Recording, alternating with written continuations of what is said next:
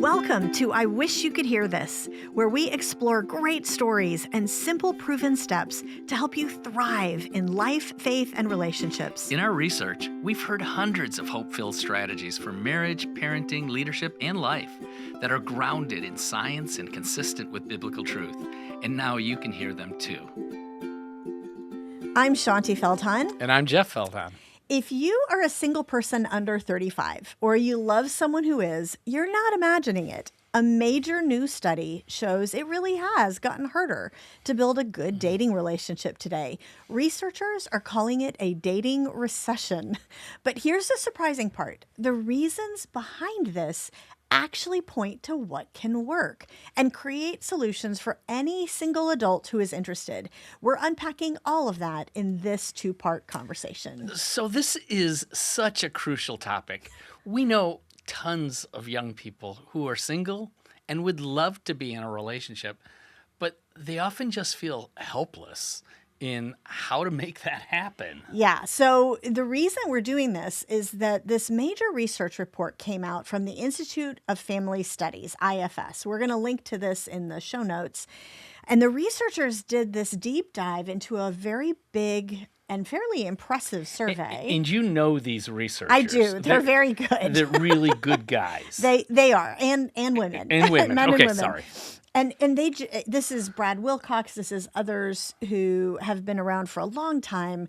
And they did a really, really helpful study of single young adults. And they narrowed down the analysis that we're going to be talking about today of about 4,500 of these single adults who have never before been married and who expect to marry and want to marry at some point. And they asked all these singles about what their lives were like. Like, are they dating? What their perceptions are of dating? How often they're going out? How satisfied they are?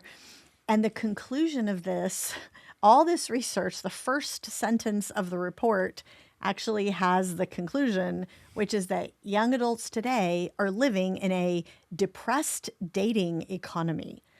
So depressed dating economy, not a depressing Well, it dating. might be depressing Yeah, as I well for suspect them it as is. well. So think of it like a recession. They call it the dating recession. Just like a recession in the economy slows down the economic activity, it makes it harder to find a good job, right? There's a lot of young people today who say it's very hard to find a good job because there just aren't a lot of good jobs out there. Well, a recession in the dating market slows down dating activity and makes it harder to find a good significant other. It's very similar. But the reasons that these researchers found for the dating recession also provide a lot of hope because there are things they found that these single young adults can do that will make a difference.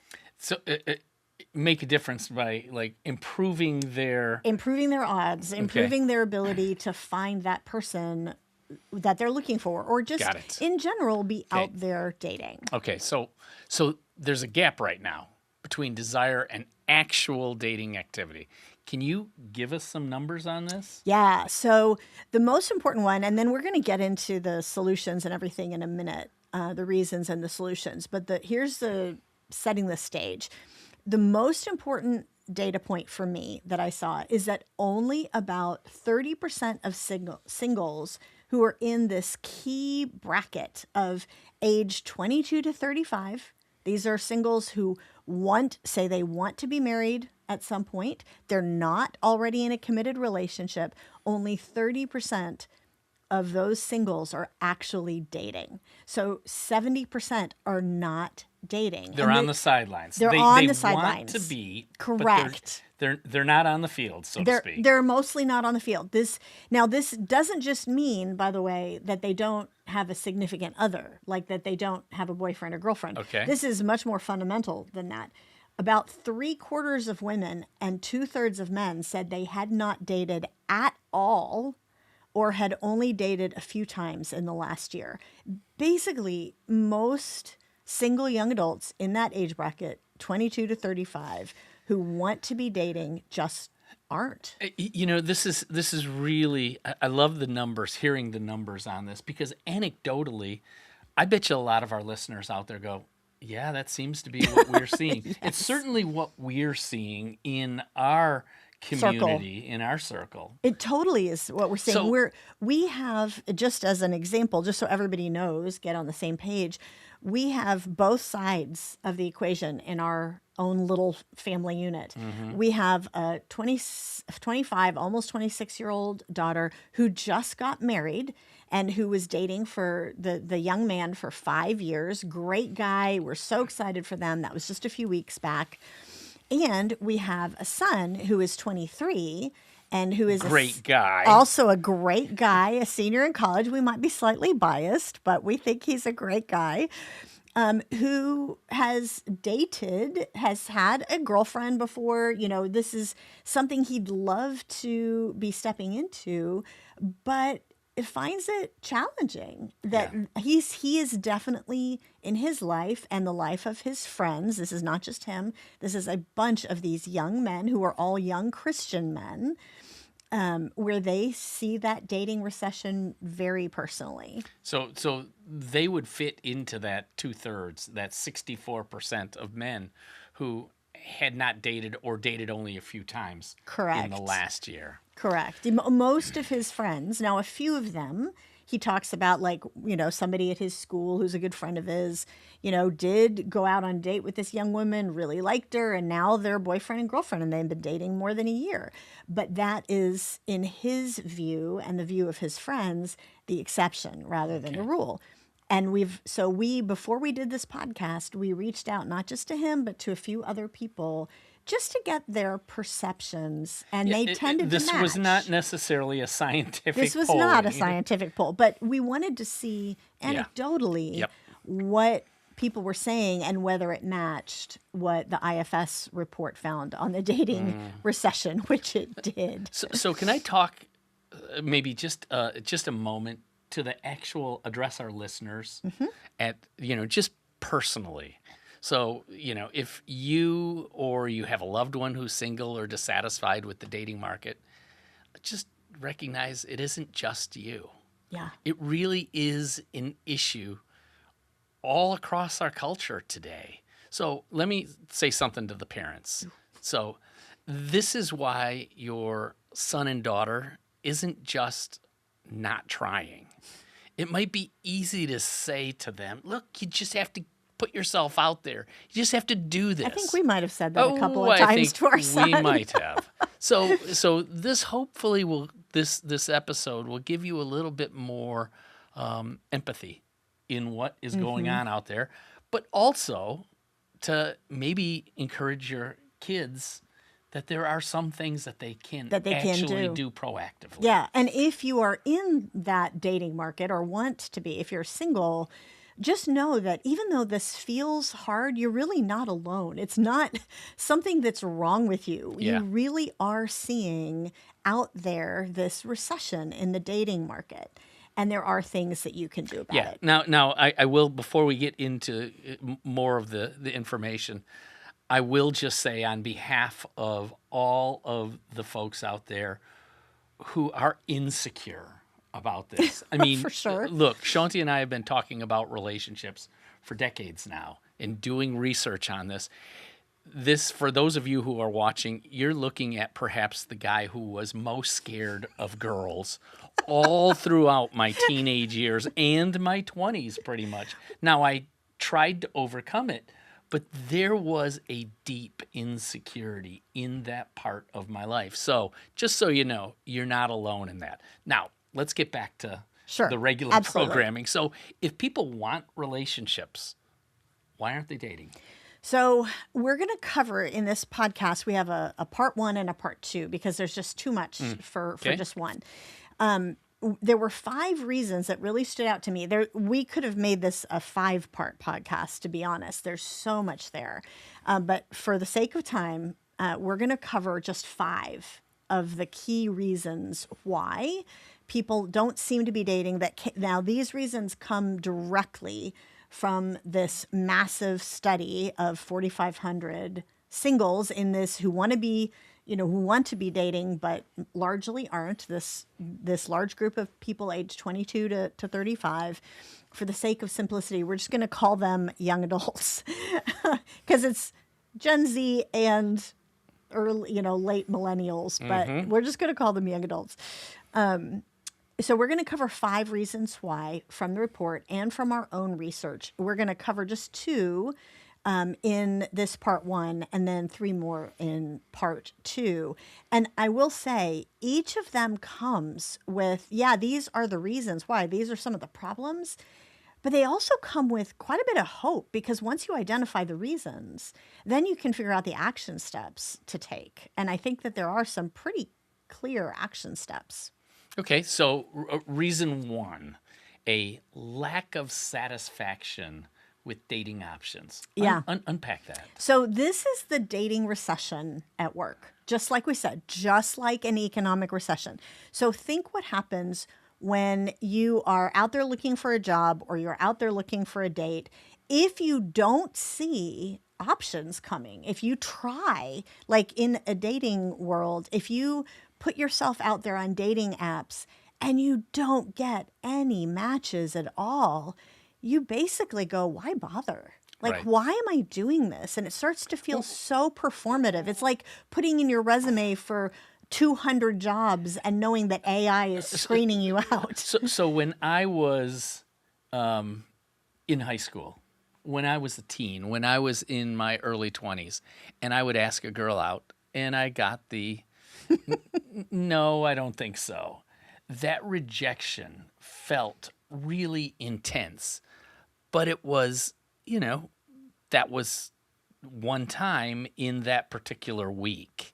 Whereas in these dating apps, I'm sure you can feel rejection every day. Constantly. There's a constant, why isn't, I know that people, Nobody's matching I know with me. that people saw my profile, saw my picture, but they're not liking me or whatever they do in those dating apps. Yeah, exactly. And that's got to be really demotivating. Well, the numbers actually show it is demotivating. And this is that lack of satisfaction with the options is essentially creating this vicious cycle. Because if you think, why bother? And then you don't put yourself out there. So that means there's one less person out Right. there. And then that happens times, hundreds of thousands of people. And that reinforces the idea that there are no options because everybody's holding themselves back. And so it creates this really, really vicious cycle. And this lack of satisfaction, I just don't see people wanting to match with me. I don't see people even in person who want to connect. You start to think, you know what, it's just, there's just nobody out there. And for so, me. so I'm just going to share. I mean, our kids, have talked about and used those dating apps at times. And we should say that our daughter who just got married, they matched on Hinge. Right. Right. So Right. it worked in their case. Yeah, and neither of them actually went on another date No. with anyone else No, in they- Hinge. They they were both just- new on and And it they both worked. connected, and it just just happened to work. happened. And we hear from so many young people today, yeah, they're the exception. Right. Now, one of the other things is that you see on these apps is the profile, the image of the person they look perfect. Yeah. And I remember something that because of the way social media was ordered and these platforms, I remember something that our pastor, when we were living in New York, Tim Keller, said. And he said something to the effect of, look, I know you all out there, and when you're trying to meet other people and everything, and quite Put your frankly, best foot put your forward. best foot forward. I know that some of you have been on covers of magazines. Yeah, 'cause this was New York. This was New York. I know that some of you are on these covers of magazines. And let me just say, I know you. You don't look like the person on the cover of that magazine. And it creates this artificial image that really isn't reality, but it could lead to a dissatisfaction with With the reality. option, exactly, with the real options. It used to be when Tim Keller was talking about it, the only issue was Photoshop, right? Correct. Like you could Photoshop the pictures. Well, now you can create a whole new person Correct. with AI, and you can certainly perform. And the problem is everybody's gotten burned by the performance and feeling like I have to perform and it's not real and I'm not matching with anyone anyway, which just leads to this pulling back and the dating recession and the lack of satisfaction with the dating options. Now, one of the things that was actually really interesting in this study that I actually found encouraging, Okay. because we need to also move to what do you do about it? What's the hope here? Is to recognize that if you will continue to try to put yourself out there, even if you don't feel like it, and we're going to talk about more how do you do that in a minute. But if people will continue to put themselves out there, be aware that unlike the myth that most people are just looking for hookups anyway, so again, why bother? The data actually found something very different in these young adults, in this 22 to 35-year-old cohort. These individuals that they were polling, they found that they significantly were interested in significant relationships and real emotional connection. So just a couple of numbers just to help you kind of debunk in your mind when you're thinking of putting yourself out there, that, it's not going to matter anyway because everybody just wants a hookup. And it's not true. So here's some real numbers. 83% of women and 74% of men actively wanted the point of dating to be focused on creating the serious relationships. Like the culture of dating that they were looking for was not just dating to date. 83% of women, 74% of men. So basically, high 70s, like roughly 80% on average, really, really wanted not to just date to date. They wanted the point of dating to be focused on eventually moving towards marriage. Now, maybe not in, any one individual relationship, because you got to start somewhere and it's casual and all of that.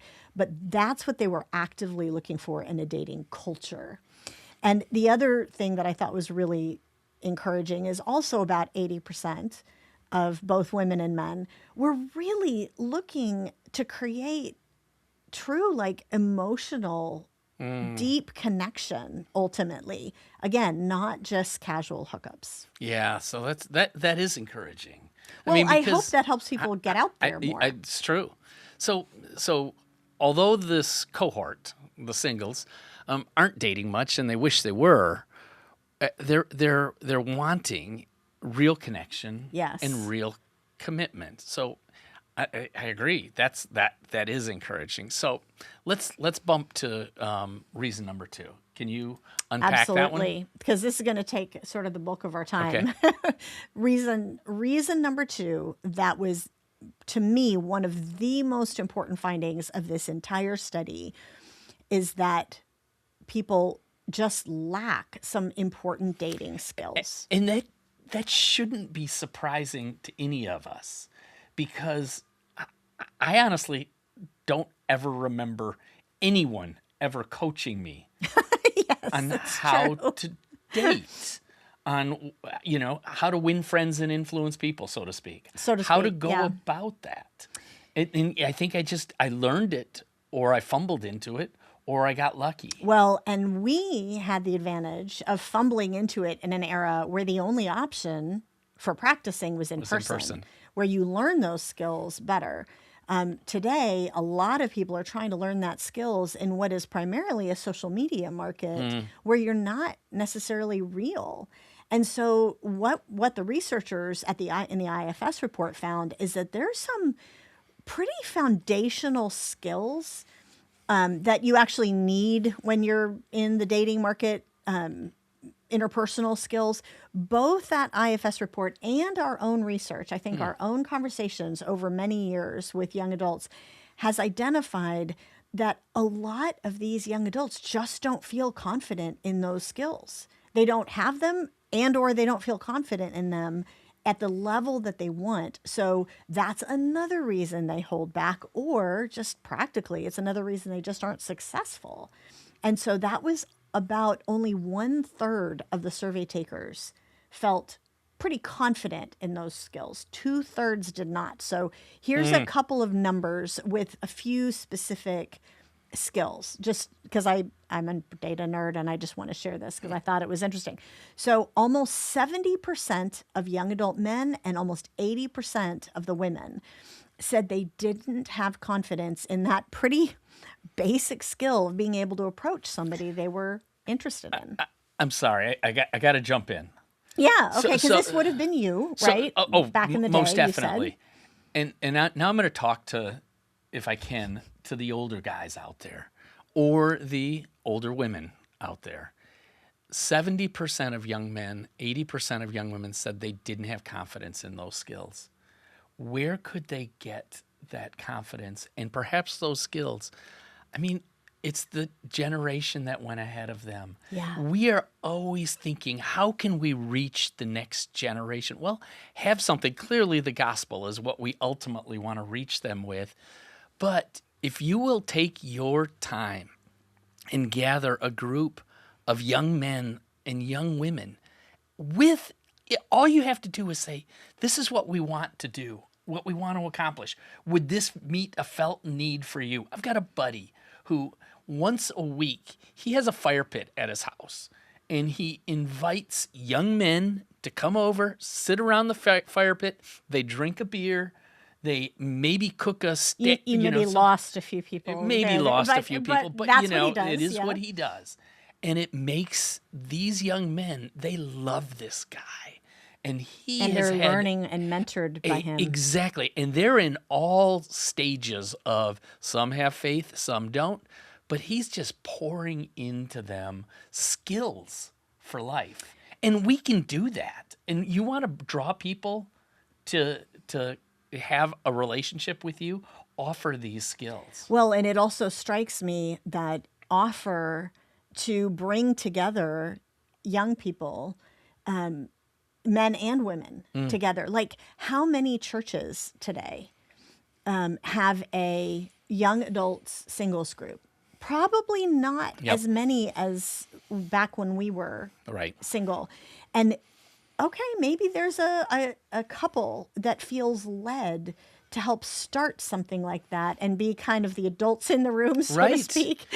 And I don't mean to be offensive to those of you who are in probably your 30s. You're like, I'm the adult in the room, but but for the sake of mentoring the singles, pull together those opportunities. There's so many different ways of doing that we don't have time to get into. Yeah. But this is something that you and I have been thinking about. How do we help people? And we'll get into that in a second.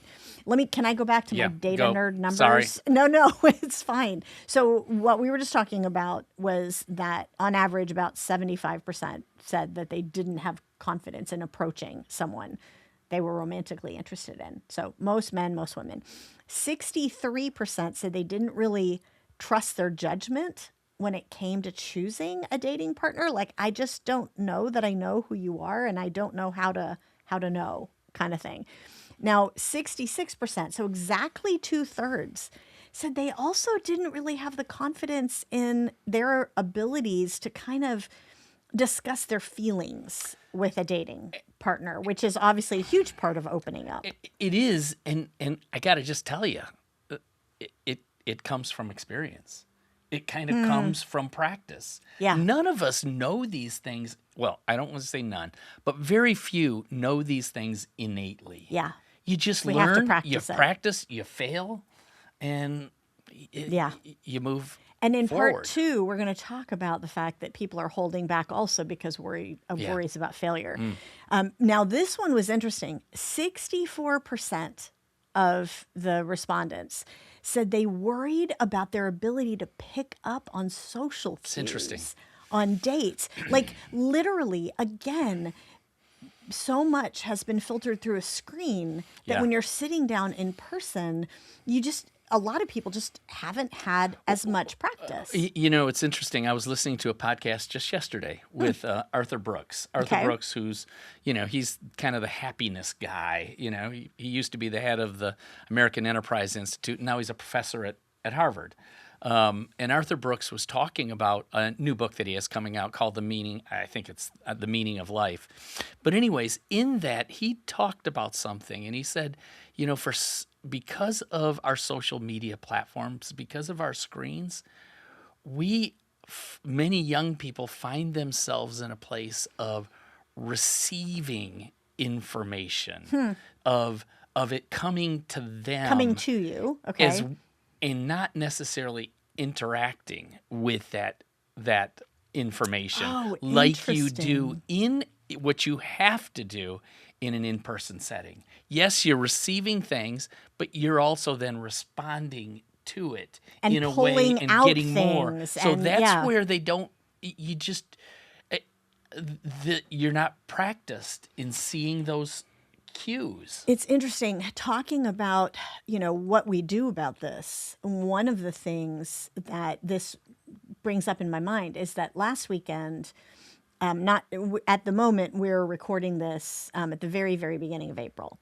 I don't know when this is going to actually drop, but last weekend, just a few days ago, you and I were back up at Harvard, the old stomping grounds for a conference for Christian alumni of Harvard called Faith and Veritas, Which you spoke at. which I spoke at. You're on the board of this group. And one of the other speakers on one of the very first sessions, he made such an interesting point about the fact that, you know, back in the day, the thing that brought everybody together, you know, if you think of like the Industrial Revolution, you know, it was technology was like the key thing, was like pulling everybody together. And then technology kind of, you know, you built as many factories as you were going to build. And then suddenly, it's the service economy. And now it's customer service. And then it became experiences, you know, that pull people together. And he basically is making the point that in today's age, especially as we have moved through social media and now into the age of AI, he said the thing that's going to be crucial is presence. That's what people are longing for. Not just customer service, not just experiences, not just, you know, good technology, but the power of in-person presence. And I think that activates, again, back to what we were saying, is for us to look for opportunities to have actual presence rather than relying on the quick fix, which isn't actually a fix, of social media and dating apps. Yeah, can I talk just a little bit about the skills building stuff? Well, yeah, it's all related. Yeah. And I'm just going to talk from the young guy's perspective, Okay. because that's kind of where my heart is, and that's what I see, For sure. am exposed to. So oftentimes there are folks out there who are on the internet, who are trying to influence young men, Who are trying to help tell them how to navigate. how to navigate the dating world and what presence should look like. And there's lots of folks who are trying to do that, and they've kind of all been clumped into the manosphere or whatever. And you know, and there are a lot of things with that group that I find really objectionable, with some of the influencers in that group. But some of the things, even the ones who I think are totally objectionable, some of the nuggets, core truths. Now, I'm not going to tell someone to listen to these influencers, because I think there's enough bad that can lead them into wrong decisions and wrong understandings of women or of themselves, that it's not worth the game. But there are some things that I think are true. Interesting. Of some of the skills that they have, that they're trying to build in. And I'm just going to paint in really broad pictures. They're oftentimes telling young men that you need to be working on yourself. Okay, I think that's Which is pretty true. good. You Yeah, need to build, absolutely. your physical, your financial, your well-being, and all of these different things, Okay. so that you are more attractive to a woman. Okay. It feels somewhat transactional. Which is, okay if they're getting a growth mindset, Exactly. but it depends on what they're learning as part of the growth That's right. mindset. But oftentimes these kind of influencer groups tend to have a pretty low opinion of women. Really? Okay. Yeah, they tend to think of them I don't as hang out in the more, manosphere yeah, space. I don't either, but I've read enough articles on it to kind of have an understanding, at least in broad strokes. But the other things that we're probably talking about is that they say that, what the women really want is the alpha male, the guy who's gosh. dominant, the guy who knows what he wants and takes it.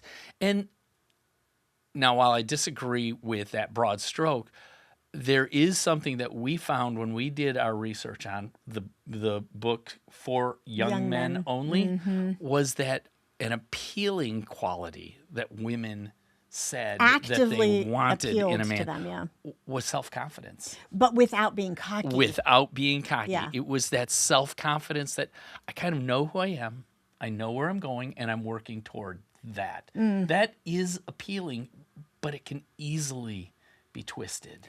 Yeah. And one other skill that, I don't hear the influencers talking about, but we found in that research was that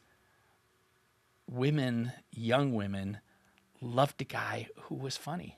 Yeah, sense of humor. That was sense of humor. that ended up being, I think, the top one. I think it was sense of confidence and sense of humor and thoughtfulness. Thoughtfulness. Now, that was here's the third. thing that was shocking me in that research, and I'll just do a quick segue into it, was that I had taken the opinion, I had thought that they would have chosen, the young women on the survey would have chosen a buff body, a handsome face, and money. Rich. Yeah. Yes. We gave them a bunch the of different most appealing. options. We gave Yes. them, and those were near the bottom of the list. The ones that were at the top were ones that someone wasn't necessarily born with. Yeah. They were skills that could be developed. Yeah. And so that's, I guess, my word to the young guys out there. Your future isn't set because of what family you were born in or, your genetic makeup. None of that is settled on whether or not you are going to find a mate for life. There are skills that you can develop here. And you know what? These things go together, because if the skills are built, guess what? You'll be more confident, right? And that is something that is really at the heart, I think, of this dating recession, is that with this lack of confidence, it lends itself to people just kind of pulling back. We see this so much, not just in, the kids in our family over the years, but also in their friends and in this younger generation, in the numbers. And so that's the good news here, is that you can learn those skills. It reminds me of when our daughter was playing volleyball. One of the statements that many coaches would make is, like, some girl would come in without any experience at all, but she was 6 foot tall. Right. And the coach is like, I can coach skill. You can't coach height, but I can coach skill. And it's kind of that idea. Like, you may come in feeling like you are who you are. I just don't know how to do this stuff. Well, guess what? You can learn that. For example, and I'll just give a couple of examples. For example, one of the things that is a huge deal is learning how to listen, right? Learning how to ask good questions of someone about them, about their life, and then actively learning how to listen to them and absorb what they're saying and ask related questions back. That one skill, which is actually something that people almost naturally learned years ago, isn't being naturally learned anymore on today's social media age. And honestly, also that skill has been degraded just because of texting, Right. Because you don't have to listen over text in the same way. So that's one set of skills. Another set of skills is actually just knowledge-based. Like, honestly, we had so much fun. You mentioned the for young men only study. So our studies for young men only, for young women only, of young women and young men, and these were ages 15 to 21. We weren't dealing with the age that we're talking about here in this podcast. So these were mostly high school and college age. But we did find that that there were a lot of aha moments and a lot of young men and young women going, "Oh my gosh, I've been doing it all wrong." Right? Right. Like I didn't realize, for example, that when I was teasing a guy and kind of coming up with a little snarky remark and the witty comeback and whatever that you just love doing in person or on social media, that you as a young woman, you're sending a signal to a guy like he might think that's hilarious. He might think it's funny, but he's not going to trust you. He's going to kind of put a little wall around his heart with you. So stuff like that you just didn't know, like you didn't know that on the inside, guys had such a tender heart and so much insecurity and self-doubt. And if you speak to that person rather than the confident looking person standing in front of you, well, guess what? You have a lot more opportunity to actually have a heart opened to you. I can still remember the reactions of a group of young women that I was talking to. They were all, early 20s. And I had just a few minutes before done an interview with a young guy who was also in his early 20s. And I asked him, what's the most attractive quality, the thing that you find by far the most attractive in a woman other than the way she looks? And he didn't even hesitate. He said, it's whether I feel like she admires me. That's incredibly attractive because it speaks to that inner question that a lot of women don't even know that he has, that men have. That's an example. Now, obviously, that can go overboard. We're not talking about that, but we're talking about understanding and speaking to the inner heart, which is what we did for the adult set, for women only and for men only, and the research projects on men and women. Which we'll put in the show notes as well. So, Jeff, you and I, as we have to wrap this up, you and I are actively pondering what to do about this, because this shows this huge Need out there. And what can we do to help singles build these dating skills? Yeah. So we're brainstorming. We right are now. brainstorming it, and would love to. We're open to ideas. Exactly.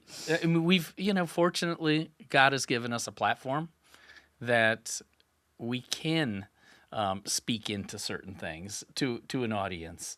So and with some research. With some research. So for anyone out there, any of our listeners, in the show notes, we'll put email address. Well, I'll just say it right now. Okay. Webcontact@shaunti.com. Yeah. That is the email that if you have ideas, or if you'd be interested in hearing about what we eventually come up with and whatever we create, reach out there. We'll put you on our list. Email webcontact@shaunti.com. We'll put you on our list, and you'll be notified once we figure it out. Like live events, virtual events, cohorts, right? Where people can but please, practice. Ideas. Yes, give us your ideas. Yes, exactly. So this topic of a dating recession and what to do about it is so important.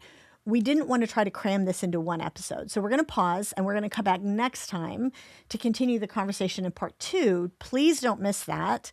We have 3 more reasons and things that you can do if you were, yes. And I think we'll be able to share some of the feedback that we've gotten from people in their 20s or 30s. Correct. Who have already said, here's what I'm experiencing. Yes, exactly. And so, you'll want to hear that. A little more of the on-the-ground application. Correct. For if it's you, if it's your adult kids. So don't miss that part 2. If you are not a subscriber to the podcast, please subscribe now so you're notified when part 2 drops. And if you know someone who might be interested in this conversation, please share this episode and tag us on all your social media channels. Thanks for listening to I Wish You Could Hear This. Remember to subscribe to our podcast. And as always, forward today's audio or video link to a friend, counselor, or pastor who would be encouraged.